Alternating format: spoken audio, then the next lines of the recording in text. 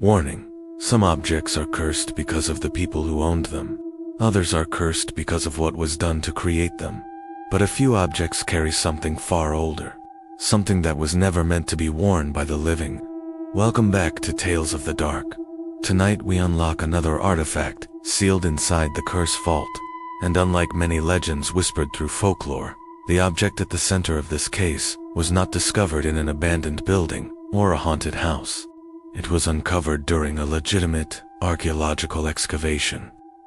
The ring first appeared in official records in 1978 during a small excavation project in Eastern Europe, where a team of archaeologists had been surveying land scheduled for construction near the ruins of an ancient settlement believed to date back nearly 1,000 years.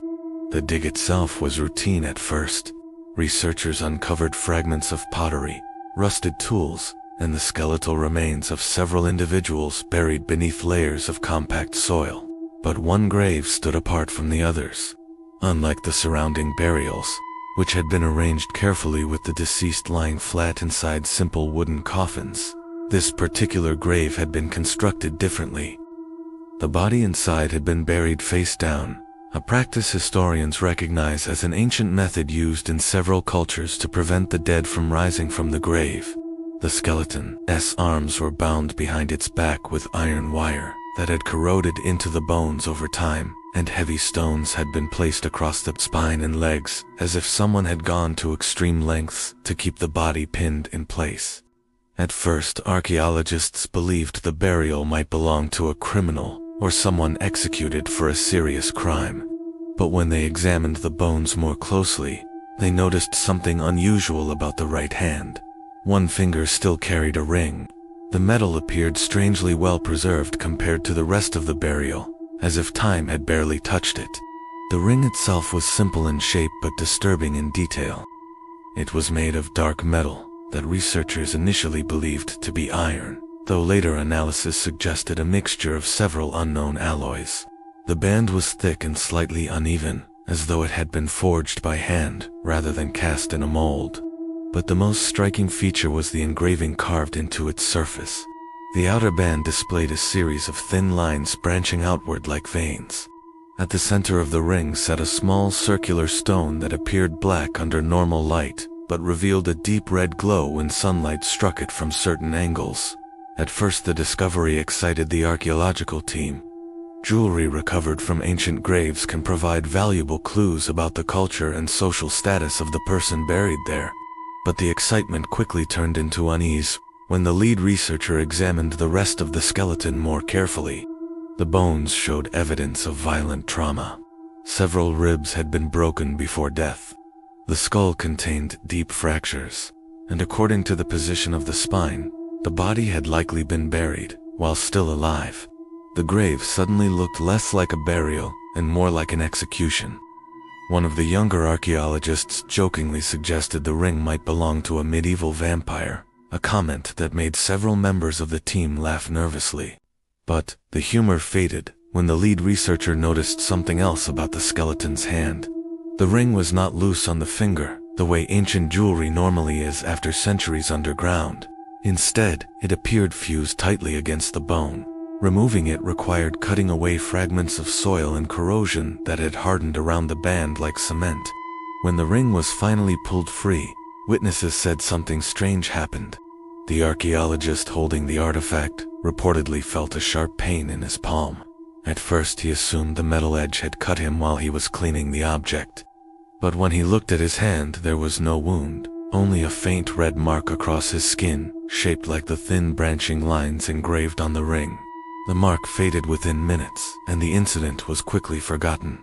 As the team continued cataloging the artifacts recovered from the site, the ring was cleaned, photographed, and placed inside a padded evidence container, along with several other items from the grave. Later that evening, the team returned to their temporary research building, where the artifacts would be stored overnight before being transported to a university laboratory for further study. That night something happened that no one present would ever forget. According to the only surviving witness report, one of the archaeologists working late in the laboratory room suddenly heard a faint scraping sound coming from the artifact table.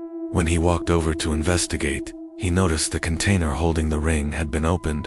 The lid was sitting on the floor beside the table, as if someone had removed it quietly while he wasn't looking.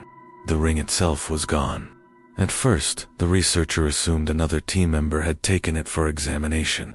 But when he asked around the building, no one admitted touching the artifact. The ring had simply vanished. It was eventually discovered several minutes later, in the most unexpected place imaginable. One of the archaeologists had placed it on his own finger.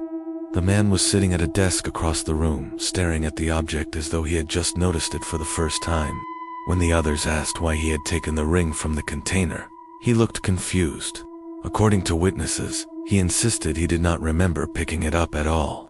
He only remembered feeling an overwhelming urge to hold it. Then he said something that would later appear in the official case file. He claimed the ring felt warm, as if it had been waiting for him specifically. At first the team laughed nervously and told him to remove it so they could return it to the evidence container.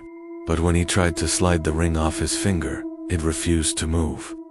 The metal band had somehow tightened around the skin, gripping the finger with impossible pressure. Several people attempted to help remove it using soap, water, even small tools from the lab. Nothing worked. The ring would not move. Within hours, the man's finger began swelling around the band, turning red as if the metal were slowly digging deeper into the flesh. And as the swelling spread up his hand, the thin branching marks engraved on the ring began appearing on his skin, slowly extending across his veins like a pattern spreading beneath the surface. That was the moment the team realized the object they had uncovered might not simply be an ancient piece of jewelry. It might be something else entirely. Something that had been buried deliberately, with the body of the person who wore it. Because whoever placed that ring in the grave centuries earlier had gone to extreme lengths to make sure it stayed there.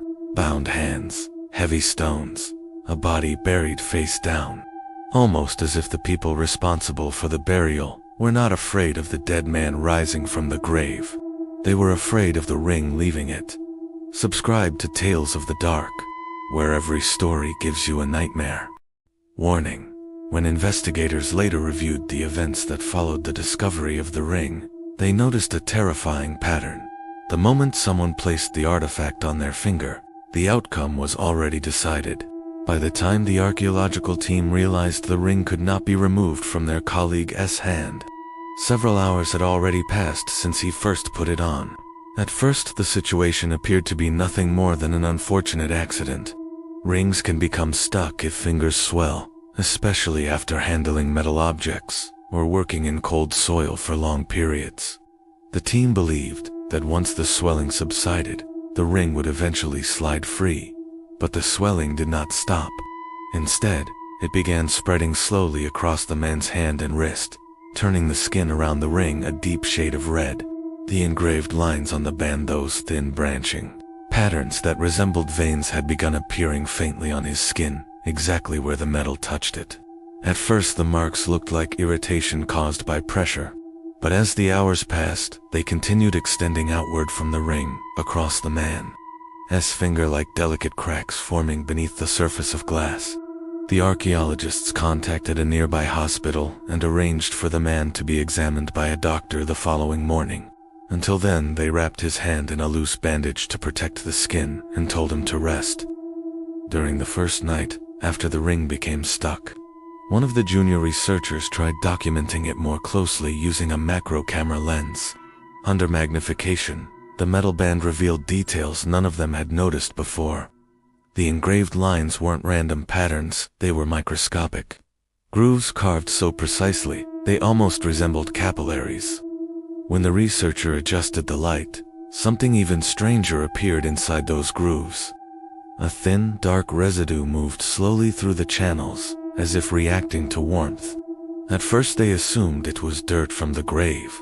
But when the man wearing the ring placed his hand beneath the camera light, the residue began shifting toward the point where the metal touched his skin. According to the researcher's notes, it looked disturbingly similar to liquid, searching for an opening. Moments later, the man suddenly pulled his hand away and laughed nervously, claiming he felt a small pulse beneath the ring, almost like a heartbeat that wasn't his own. Yet throughout the night, several members of the team noticed something strange about his behavior. According to the witness reports later included in the investigation file, the man seemed unusually calm despite the pain in his hand. In fact, he appeared almost fascinated by the ring. He spent long periods staring at it under different lights, as if studying the dark red stone embedded in the band. One researcher recalled walking past him in the hallway and noticing that he was whispering quietly while looking at the ring. When asked who he was speaking to, the man simply smiled and said he was thinking out loud. By morning, the swelling had grown much worse. The finger wearing the ring had turned dark purple, and the branching marks spreading across his skin were now clearly visible beneath the surface like thin red veins running toward his palm. When the doctors examined him at the hospital, they immediately attempted to remove the ring using standard procedures. They applied lubricants, cooled the finger to reduce swelling, and tried carefully sliding the band off using specialized tools. Nothing worked. The ring refused to move even a fraction of an inch. Eventually, the medical staff attempted a more aggressive approach. Using a small metal cutter designed to slice through jewelry, they tried to cut the band directly. The tool barely scratched the surface. According to the technician operating the cutter, the metal felt harder than anything he had encountered before. It produced a dull, grinding sound, but left no visible mark on the ring itself. As the attempts continued, the patient's condition worsened. The swelling had begun spreading up his arm, and the thin red lines beneath his skin were now visible along his wrist and forearm. At first, the doctors assumed the marks were caused by infection or internal bleeding, but the pattern was far too precise. Every branch extended outward from the ring exactly like the engraved lines carved into its surface. It was almost as if the pattern from the metal band was slowly copying itself across the man's veins. When the doctors asked how he felt, his response unsettled everyone in the room. He claimed the pain had almost completely disappeared. In fact, he said he felt better than he had in years. According to the nurse present during the examination, the man spoke with an unusual calmness that did not match the condition of his arm. He kept looking down at the ring while smiling faintly, as though it had become something comforting rather than threatening. The medical team decided to admit him for observation, but before he could be transferred to a hospital room, something unexpected happened. The man suddenly gripped the doctor's wrist and asked a strange question. He wanted to know if the ring had belonged to someone powerful. When the doctor told him they didn't know anything about its history yet, the man nodded slowly and whispered something under his breath that the staff could not fully hear. Later, one nurse remembered part of the sentence clearly enough to repeat it during the investigation. The man had said the ring felt alive. That was the moment the situation began, turning into something far darker than a medical emergency. Over the next several hours, the red branching lines spread across the man's arm with alarming speed. By late afternoon, they had reached his shoulder, forming a network of vein-like patterns beneath the skin that matched the exact engraving carved into the ring's metal band. When doctors performed blood tests, the results made no sense. His circulation appeared normal, yet the veins across his arm were pulsing in irregular patterns that did not match his heartbeat. It was as if something else inside his body had begun moving through his bloodstream independently. Meanwhile, the man himself appeared increasingly detached from the people around him. He spoke less and spent long stretches staring at the ring while turning his hands slowly under the hospital lights. Witnesses described his expression as peaceful, almost reverent. That evening, the archaeologists who had discovered the ring arrived at the hospital hoping to check on their colleague. When they entered his room, they immediately noticed something disturbing. The branching marks had now spread across his chest and neck. Thin lines ran beneath his skin, like a map of red rivers converging toward the hand wearing the ring. But the man himself did not appear frightened. Instead, he greeted them with a calm smile and asked if they had learned anything new about the grave where the ring had been found. One of the researchers tried to reassure him that the doctors would eventually remove the artifact once the swelling went down. The man listened quietly, then shook his head. According to everyone present, His next sentence chilled the room into silence. He said the ring did not want to leave. Moments later, he lifted his hand slowly and examined the metal band once more. The red stone at the center of the ring seemed to glow faintly under the hospital lights, and as the researchers watched in disbelief, the thin branching veins beneath the man's skin pulsed again, spreading slightly farther toward his heart. That was the moment investigators realized the artifact might not simply be attached to the man's finger anymore. It might already be connected to his blood. And if the pattern continued spreading the way it had been for the last 12 hours, it would only be a matter of time before the ring reached the one place in the body where blood cannot be replaced, the heart itself. Subscribe to Tales of the Dark, where every story gives you a nightmare. Have you ever heard of a story where a piece of jewelry takes on a life of its own? Well, get ready for a tale that will make your skin crawl. This isn't just a story about a ring. It's about a medical mystery that baffled the brightest minds and pushed the boundaries of what we thought was possible. It all started with a man named David, brought into the ER after a nasty car accident. He was unconscious, with multiple fractures and internal bleeding. Standard procedure, right? The medical team, led by Dr. Eris Thorne, a seasoned surgeon, went to work. But as they prepped him for surgery, a nurse noticed something odd. On David's right ring finger was a peculiar piece of jewelry. It wasn't gold or silver, but a smooth, seamless band of a dark, almost black metal that seemed to absorb the light. It was cool to the touch, and strangely, there was no gap or seam. It looked like it had been forged directly onto his finger. Dr. Thorne ordered it removed. Rings can cause swelling and cut off circulation, especially after trauma. But here's where things got weird. The ring wouldn't budge. They tried soap, lubricants, even a ring cutter. The cutter's blade, designed to slice through hardened steel, simply skidded off the surface without leaving a scratch. Thorne, frustrated but with a patient to save, decided to leave it for now. They'd deal with the stubborn accessory later. David's surgery was a success, but his recovery was anything but normal. Days turned into a week, and David remained in a coma. His vitals were stable, but he was unresponsive. Dr. Thorne grew concerned. He ran every test imaginable. CT scans, Mr. Is EEGs. Everything came back clean. It was as if David's body was fine, but his consciousness was trapped somewhere else. That's when a junior resident, Dr. Lena Petrova, noticed the second anomaly. While reviewing David's latest X-rays, she saw faint, web-like lines branching out from his right hand. They weren't veins, arteries, or nerves. They were something entirely new, a delicate lattice of vessels that seemed to originate directly from the ring. She brought her findings to Dr. Thorne, who initially dismissed it as a film artifact, but Petrova was persistent.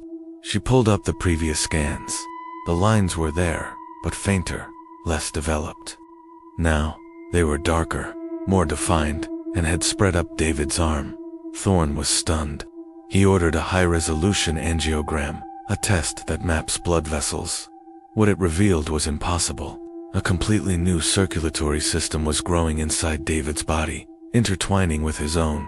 These new vessels glowed with a faint, bluish light on the thermal scan, indicating a temperature slightly cooler than the rest of his body.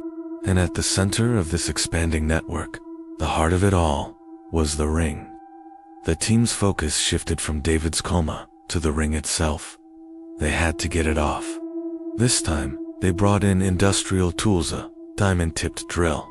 As the drill bit approached the ring, a low hum filled the room, seeming to come from the ring itself. The moment the drill made contact, a small, bright blue arc of energy lashed out, striking the drill and sending it flying across the room, shorting it out. The nurse holding it screamed, her hand tingling with pins and needles. The ring was defending itself. Panic began to set in among the staff. Whispers filled the hospital corridors. Was it alien? Some kind of nanotechnology? David became the man with the living ring.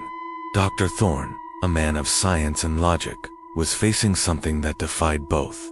He felt a mix of terror and fascination.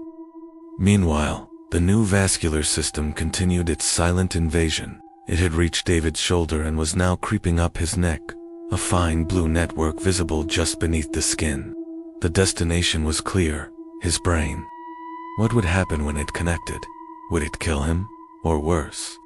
Dr. Petrova spent her nights buried in esoteric texts and fringe science forums, searching for anything that might explain the ring. She found ancient myths about symbiotic artifacts, celestial metals that bonded with a host. Most were just stories, but the descriptions of seamless, indestructible bands that granted power or life were eerily similar. One evening, as Petrova was checking on David, something happened. For a fleeting moment, his eyes flickered open. They weren't his usual warm brown, but a luminous, deep blue, the same color as the glowing vessels. He looked directly at her, a look of profound, ancient intelligence, and then his eyes closed again. Petrova's blood ran cold. Was David still in there? Or was something else looking out through his eyes? The situation grew more desperate. The network had reached David's jawline. Thorne knew he had to take a massive risk. He proposed a radical, highly dangerous procedure, a localized cryogenic freeze. The plan was to freeze the hand to such a low temperature that the ring's energy field might be temporarily disrupted, allowing them to amputate the finger or even the hand as a last resort. It was a brutal choice, but the alternative seemed far worse. As they prepared for the procedure, David's condition changed again. His brainwave patterns, once slow and steady, became erratic, spiking with incredible complexity. The monitors beeped wildly. On the EEG, the patterns weren't random. They were structured, almost like a language. The ring wasn't just building a new body for itself, it was trying to communicate.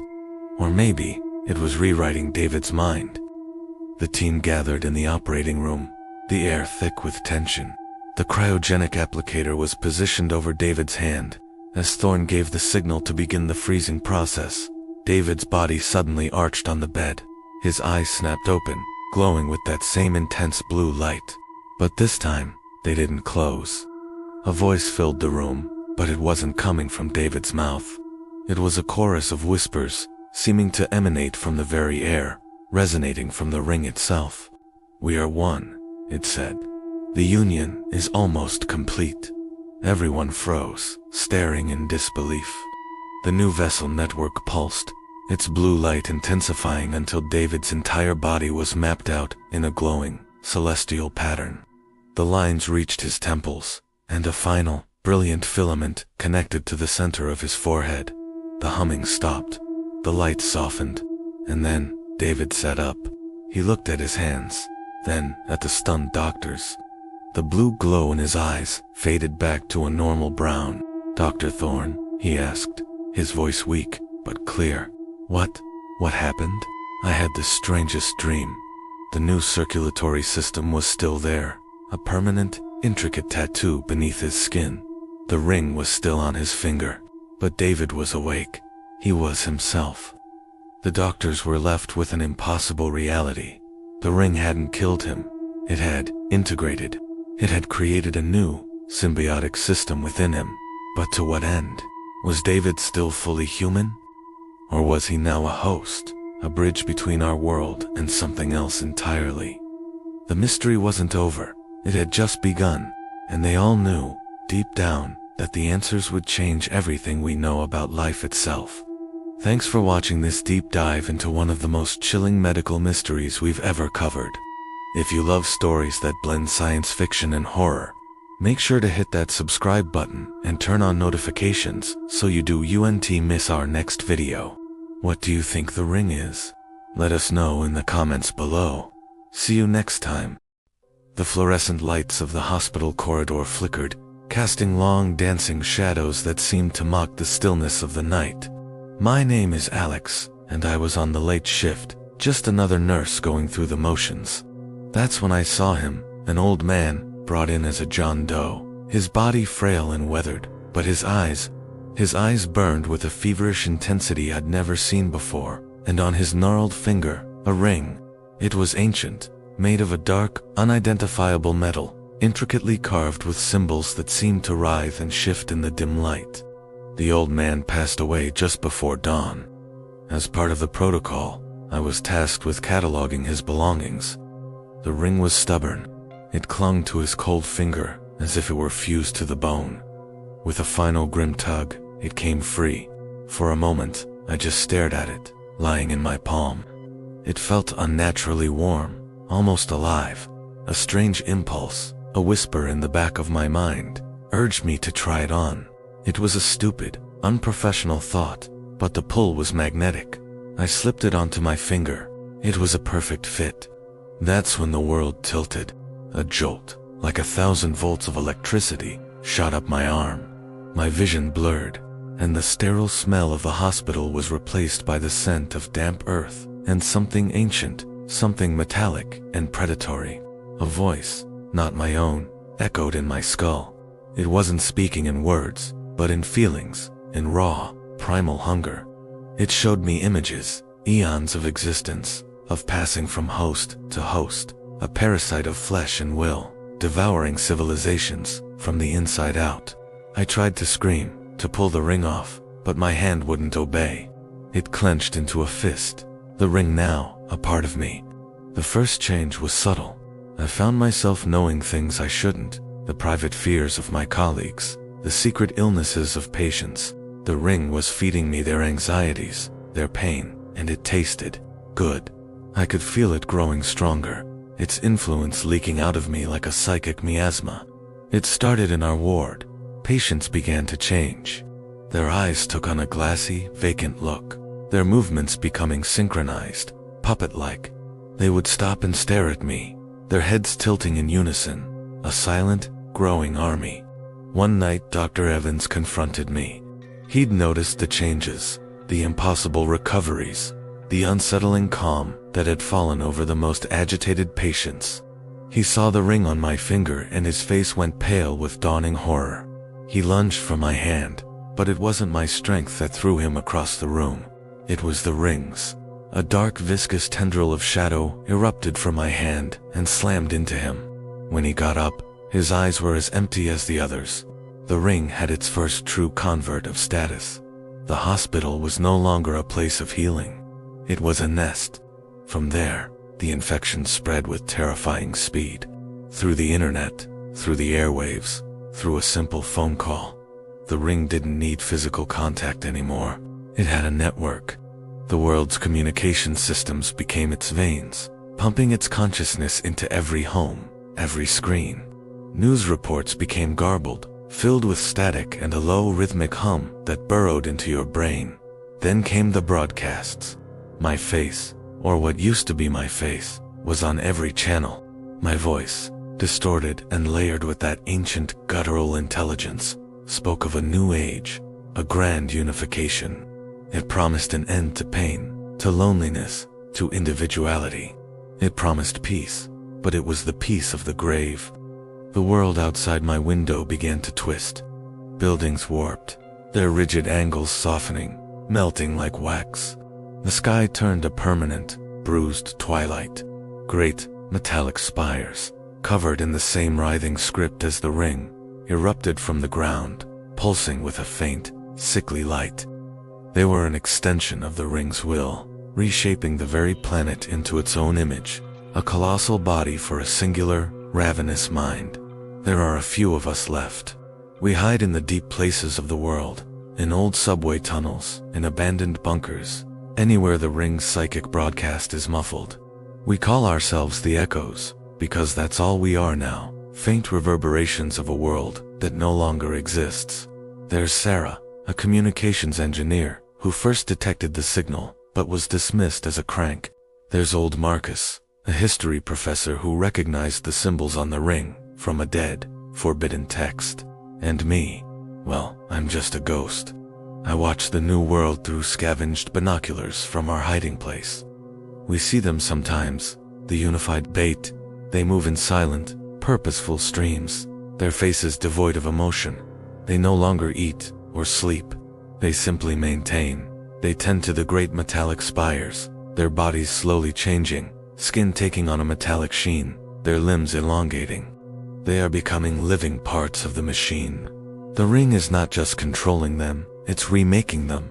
The psychological toll is immense. Every day is a battle against despair. We listen to old music on a wind-up player. We tell stories of the before times, desperate to keep the memory of humanity alive. But the silence is the worst part. The world used to be so noisy. Now, there's only the low, constant hum of the spires, a planetary drone that vibrates in our bones, sometimes, late at night. I can almost feel the ring's consciousness brushing against the edges of my mind, a predator sniffing at the door. It knows we're out here. It's hunting. Yesterday, Marcus showed us a passage from his ancient book. It described the ring not as a conqueror, but as a gardener. It doesn't destroy worlds. It cultivates them into something new, something that reflects its own alien nature. We are not being exterminated. We are the weeds in its garden, soon to be plucked. Looking out now, I see the final transformation taking shape. The sky is no longer just twilight. It's a canvas of shifting, geometric patterns, like looking through a kaleidoscope. The earth has been paved over with the same dark metal, and the spires now connect in the upper atmosphere, forming a cage around our world. And in the center of it all, I can sometimes see him, the being that was once me, Alex. He stands atop the highest spire, a conduit for the ring's immense power, no longer human, but a god of this new, silent, terrifying world.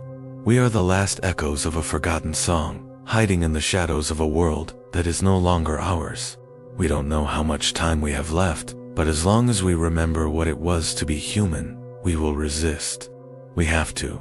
Thanks for listening. If you find stories of cosmic dread and the end of the world as we know it compelling, make sure to subscribe for more tales from the abyss. Stay safe out there. It wasn't the flatline from Arthur's room, or the frantic calls over the hospital intercom. It was the silence that followed, a deep, unnatural quiet that settled over St. Jude's like a shroud. I was on the night shift, charting medications, when the silence fell. It felt heavy, like the air itself had turned to lead. Then came the rustling, a dry, rasping sound, like dead leaves skittering across pavement. It came from everywhere and nowhere at once. The lights in the hallway began to flicker, not randomly, but in a slow rhythmic pulse, a heartbeat.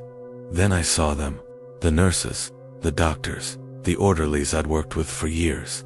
They were standing perfectly still in the corridors, their heads tilted at odd, unnatural angles, all facing room 308, Arthur's room. Their eyes were wide, but empty, and on each of their right hands, a dark, metallic band had appeared, a perfect twin to the one Arthur had been wearing.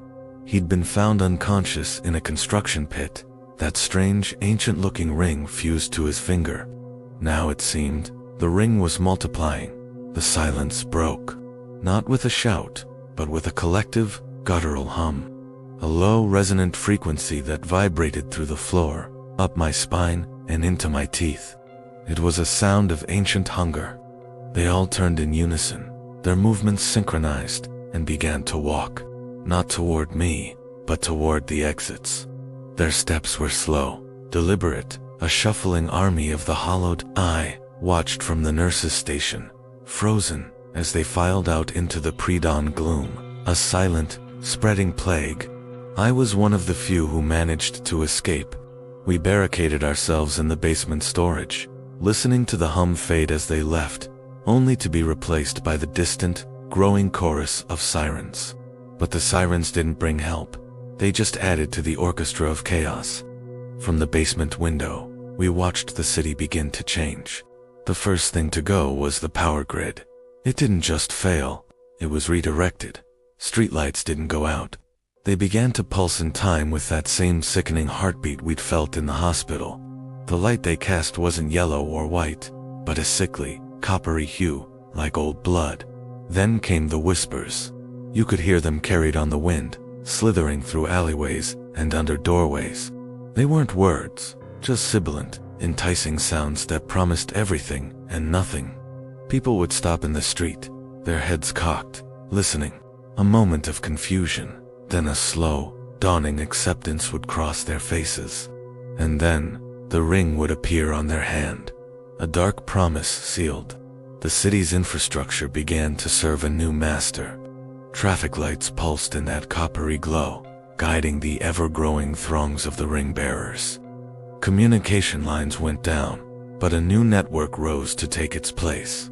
A psychic hum that connected all the possessed, a hive mind directed by the single, ancient consciousness of the ring. I saw a man try to fight it. He was yelling, trying to pull the ring from his wife's hand as she stood placidly on the sidewalk. He screamed at her to remember him, to remember their children. She just stared through him, her eyes vacant. Then, a dozen ring-bearers turned their heads in unison and looked at him. They didn't move, didn't threaten, they just watched. The man's screams turned to sobs, then to whimpers, and then he fell silent. He looked down at his own hand. A dark band was slowly materializing on his finger, like a bruise forming in those forward. He didn't fight it. He just joined the silent crowd. Nature itself was being corrupted. Pigeons, those gray constants of city life, no longer cooed. They made a dry, chittering sound, and their eyes glowed with that same copper light. They'd swarm in intricate patterns above the streets, like iron filings drawn by a magnet. The trees in the park withered overnight, their leaves turning black and brittle. But in their place, strange, metallic flora began to sprout from the cracks in the pavement. Twisted spires of what looked like oxidized iron, humming with a low energy. They grew in spirals, mimicking the design on the original ring. The world was being transformed. The ring's ultimate goal became terrifyingly clear. It wasn't just about control. It was about conversion. It wasn't killing us. It was remaking us, and the world along with us, into its own image. It saw organic life, with its messy emotions, its free will, its chaos, as an imperfection, a flaw to be corrected. Its ideal world was one of perfect order, of silent, synchronized service to a single will. A world of cold, unthinking metal, and absolute obedience. From our hiding place, we watched the news feeds before they went dark for good. It wasn't just our city. The infection was spreading along transit lines, highways, and flight paths. A nurse from St. Jude's had gotten on a bus. A doctor had driven home to the suburbs. A patient's family member had boarded a plane. It moved at the speed of human travel. Reports flickered in from London, Tokyo, then went silent. The map of the world was slowly being painted in that coppery, pulsing light. The sky, once blue, began to take on a permanent, hazy bronze sheen, as if the very atmosphere was being replaced. The sun was a diffuse, sickly orb behind a metallic haze. We ran out of food a week ago. The whispers are getting louder now, even through the concrete walls of the basement. They aren't just sounds anymore. They're images, promises. A world without pain, without fear, without choice. A world of perfect, silent unity. Sometimes I look at my own hand. I keep expecting to see it. The dark circle. Part of me, the tired, starving part, almost wishes for it. To just let go, to stop fighting, to join the quiet hum. The ring isn't just outside. It's inside our heads now, preying on our despair. It doesn't need to break down the door. It's just waiting for us to open it. The old world is gone. It was loud, chaotic, and imperfect, but it was ours. This new world, this silent, metal kingdom, is rising from our ashes. The heart of it all is still back at St. Jude's. Arthur, or the thing wearing his body, sits on a throne of twisted hospital beds and medical equipment. He doesn't move. He doesn't need to. From that room, his consciousness spreads, a king surveying a world that is finally, after millennia of waiting, becoming his, and we are all becoming his subjects. The rustling sound is at the door now. The quiet is about to end. Thanks for listening. It started with a simple trip to the emergency room. A man, let's call him Arthur, came in complaining about a swollen finger. He'd found an old ring at a local flea market, a tarnished silver band with a deep, dull red stone. He slipped it on, and a few hours later, he couldn't get it off. The swelling was getting worse, and a strange, throbbing pain had started in his hand. The initial diagnosis was straightforward: an allergic reaction, maybe some minor infection. They gave him anti-inflammatories and tried to cut the ring off, but the jewelers saw they used couldn't even scratch the metal. It was an oddity, but nothing alarming. Yet, by the 6th day, the hospital staff had stopped trying to treat Arthur's condition. The situation had moved far beyond medicine. Every scan, test, and procedure had only confirmed the same terrifying conclusion: the ring was no longer just attached to his body. It had fully integrated with his circulatory system. Thin, dark lines, like new veins, had snaked their way from his finger, up his arm, across his chest, and all the way into his brain. The artifact had effectively rewritten part of his biology. But what truly frightened the doctors was not the physical transformation. It was the changes in his mind. The Arthur who had first arrived was quiet, confused, and worried. Now, he spoke with a calm, unnerving certainty. He rarely asked questions anymore. Instead, he explained things as if he understood the situation far better than anyone else. During one recorded conversation with a senior physician, Dr. Evans, Arthur calmly described what the ring had done to him. He explained that the artifact was never meant to be worn briefly. It was designed to create a permanent bond with its host, a bond written directly into the blood. He said, the veins spreading across his body weren't a disease. They were a map. A map the ring used to rebuild something that had been lost centuries ago. When Dr. Evans asked what that meant, the man paused for several seconds. The bloodline, he said quietly, his voice devoid of any emotion. The medical team initially assumed Arthur had developed a delusion, a psychological break triggered by the stress and the neurological changes. But the more they spoke with him, the more disturbing his knowledge became. He began describing fragments of history he shouldn't have known. Ancient burial rituals from pre-Roman cultures. Forgotten languages spoken only in whispers of folklore. He described the exact excavation site where the ring had been discovered, details that had never been released to the public. He talked about the way the earth was packed, the scent of the disturbed soil. This prompted Dr. Evans to contact the archaeological team who had originally unearthed the artifact before it somehow made its way to that flea market. They brought in a specialist, a historian named Dr. Alistair Finch, who specialized in obscure European cults and artifacts. At first, Finch was skeptical, dismissing it as a coincidence or a well-researched hoax.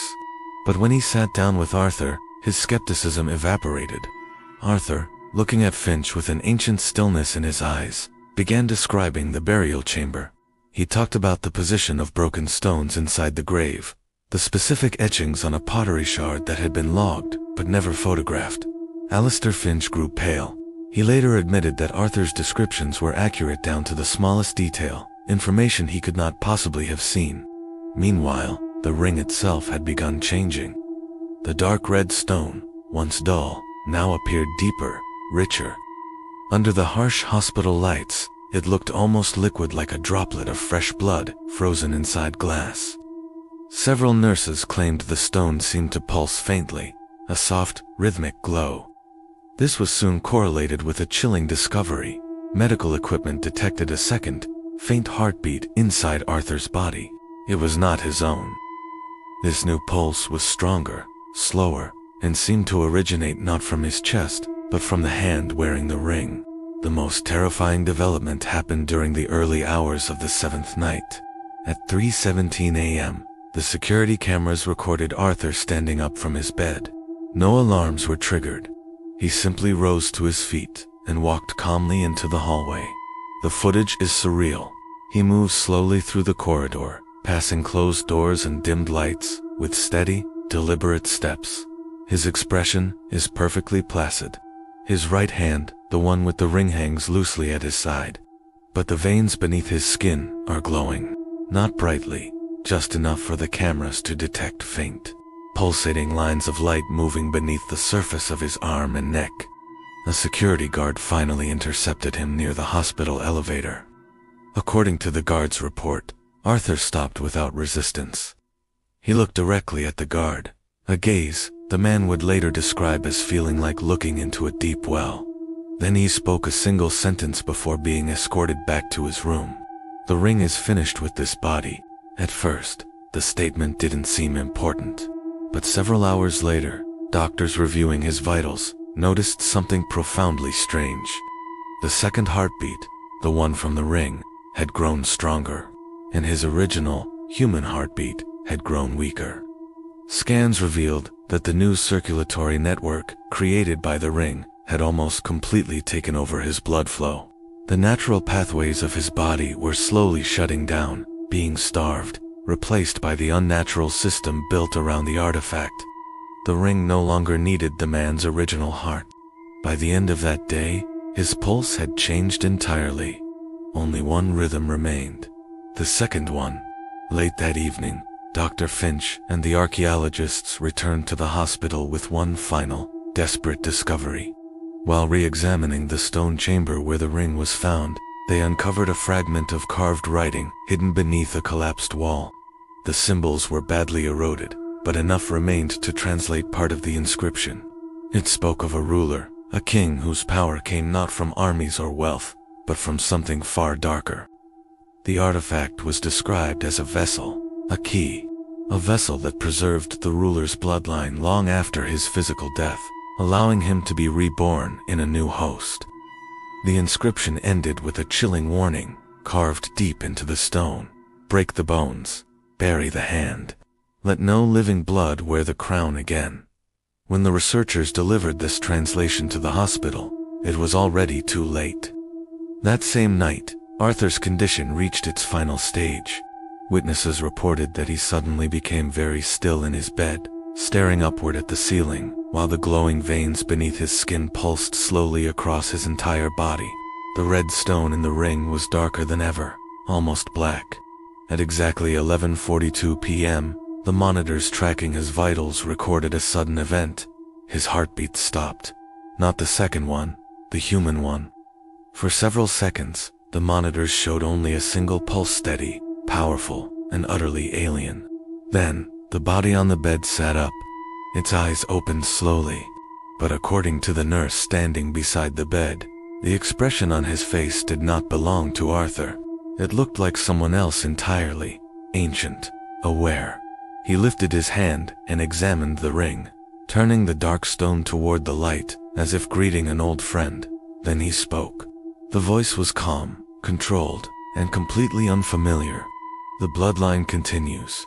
3 days later, Arthur War, what was left of him, disappeared from the hospital. Security footage from that night shows him leaving through a side exit shortly after midnight. No alarms were triggered. No one stopped him. By morning, the room was empty. The bed was made, the instruments silent. The only thing left behind were small drops of blood on the sheets, arranged in thin, branching lines, the exact same pattern carved into the band of the ring.